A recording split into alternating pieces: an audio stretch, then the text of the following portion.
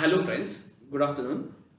So what you're seeing is the yearly chart of Ashok Leyland, and I feel that we can see a really good move in Ashok Leyland in the coming weeks. So here's my thought process, and without delay, let's get started.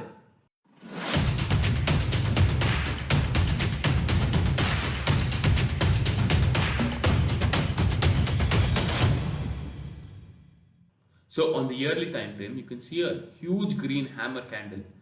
Now this shows that buyers are active and they are really strong. And you can see this candle, right? At one point, this was a bearish candle. This was a really bearish candle, but sometime in the year, buyers came in and pushed prices to almost all-time high prices. Although they did not sustain, but yet they pushed past the all-time high. So these three candles show me that there is a lot of buying pressure. These wicks as well. Although there is selling pressure, but there is a lot of buying pressure. So let's go to the half yearly time frame. Yeah, half yearly the situation is the same. On the quarterly, well, you know why it moved up. So here on the quarterly, right? So the selling pressure was countered by the 20 EMA. So as you know, the 20 EMA is the mean for all prices. So the 20 EMA acts as a point of reversion. So there's a high chance that prices will bounce from the 20 EMA. And yeah, that's what happened. On the quarterly time frame, we see that the prices are moving up higher and higher. And on the monthly, the situation changes. There is some buying pressure, but there is also some selling pressure. So there's a lot of fight going on here.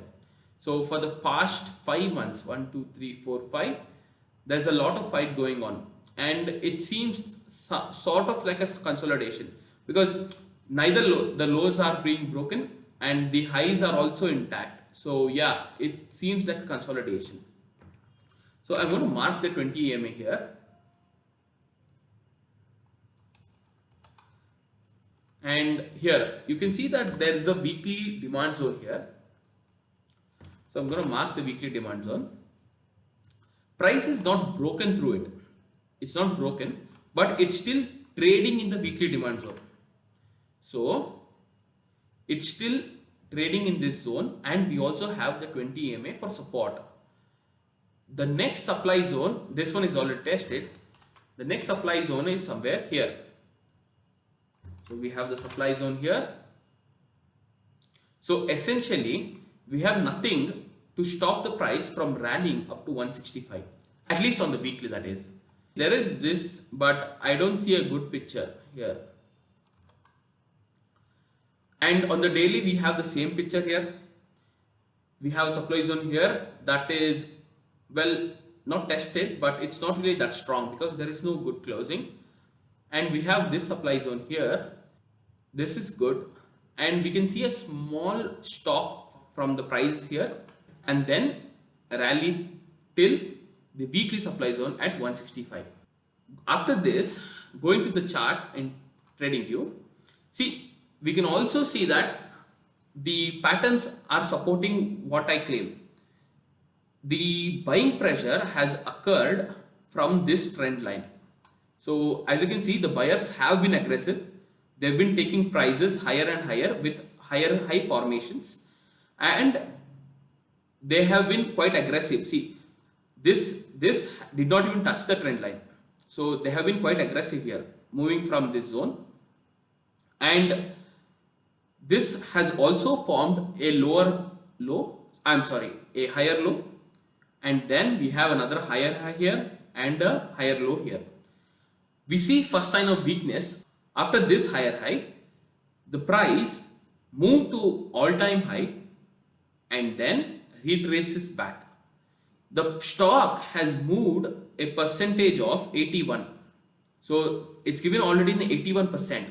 And Ashok Leyland, being an active stock, I don't think this would consider as a downtrend. So this is more of a consolidation. As I already showed you in Trade Tiger, The stock did not break a supply zone to constitute a change of trend. It is consolidating in this demand zone. So here we can see that the demand zone ends at around 139.65, and that is where we have this candle's low. So I'm just going to mark that here with another color. So we have this low here. So as you can see, the prices is being moving up and it's forming something like a triangle pattern. So what I'm expecting is one of three scenarios. One, the price could break this upper trend line, maybe come down as a small retracement and then move back up. So in this case, I would enter after the breakout of the trend line with a stop loss below this point. If you're considering investment, I would rather place my stop loss somewhere here below this lower wick. 2, the price could retrace to this lower trend line, maybe break it down as a false breakout and then move back up. This could also be possible. In this case, I will not enter as a short until this lower trend line is broken. If this lower trend line is broken, that would be a short trade. If that's the case, after this lower trend line is closed, I would wait for a small retrace, and then based on the price action here, I would use the last swing high as my stop loss. The more likely scenario is this. The price would move down to the lower trend line, and from here it can give a breakout. Now I would really like this situation because my stop loss is reduced a lot. I can enter here with a small stop loss of 3.5% below this wick. Now why I'm emphasizing so much on this wick is because, see, you know that previously this was the all-time high, and after that this was the all-time high, and now the most recent all-time high is here. And for price to reach here, the buying pressure originated from here.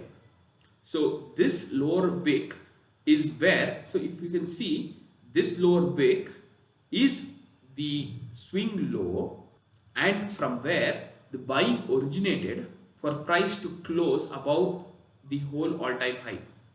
So I feel that this would be a more appropriate zone to keep as my stop loss, because if this buying pressure cannot stop the selling pressure, then we can see the price moving much more down. So this is my view on Ashok Leyland. If you have any doubts, you can ask them in the comment section and I'll try to help you the best I can. And thank you so much for watching.